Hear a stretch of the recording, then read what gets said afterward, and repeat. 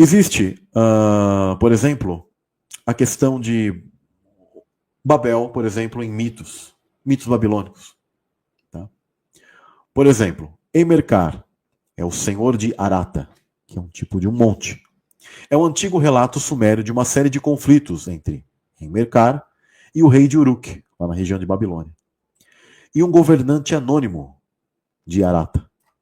Essa motivação desse conflito, né, esse conflito, ele trouxe a motivação, de acordo com essa história, onde Emercar, por tributo a Arata, ele precisa ajudá-lo numa construção de um gigantesco zigurate em Eridu, na região da Babilônia, projetado para alcançar o divino Enlil.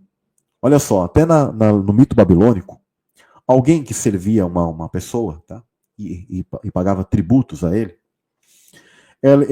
se vê numa situação de que ele vai construir um tipo de zigurate, só que ele era projetado para alcançar o deus deles lá, que era Enlil.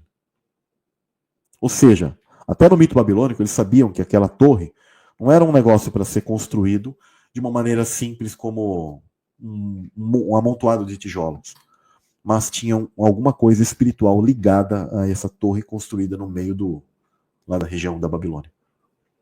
Implorando ao deus Enki para restaurar a unidade linguística da humanidade, para que eles pudessem cooperar em paz novamente. Os Uruks são recusados e uma grande guerra acontece entre as nações da humanidade. E aí eles constroem essa torre e eles querem, depois que a unidade linguística, olha só, eles sabiam que depois dessa torre aconteceu algo e eles queriam que a unidade linguística fosse restaurada. E ele começa a pedir a um outro deus, chamado Deus Enki, que restaurasse isso aí. E aí os Uruks são recusados e uma grande guerra acontece entre essas nações.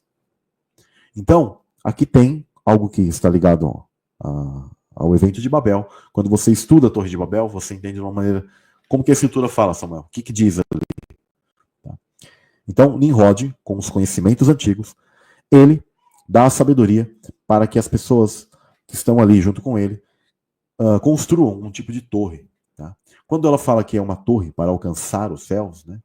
Na verdade, a terminologia correta é tipo... Tanto que Babelu, significa portal dos deuses. Ele estava montando algo tecnológico para acessar, tá, o mundo espiritual. É por isso que Deus tem um tipo de preocupação, porque os anjos caídos tinham ensinado algo do tipo, onde portais dimensionais são abertos. E é por isso que, dentro do próprio Targum, menciona com mais detalhes, né, o Gênesis, vários outros livros, dão detalhes. E o Targum, por exemplo, ele menciona que Deus ele reúne os 70 Elohim, das 70 nações celestiais. E ele fala assim, olha o que eles estão fazendo. Então, cada um deles desce, e aí eles colocam as línguas na humanidade. Ou seja, os anjos, eles possuem línguas no mundo celestial. Então, eles ativam línguas na cabeça da humanidade. Você fala, Samuel, é possível isso?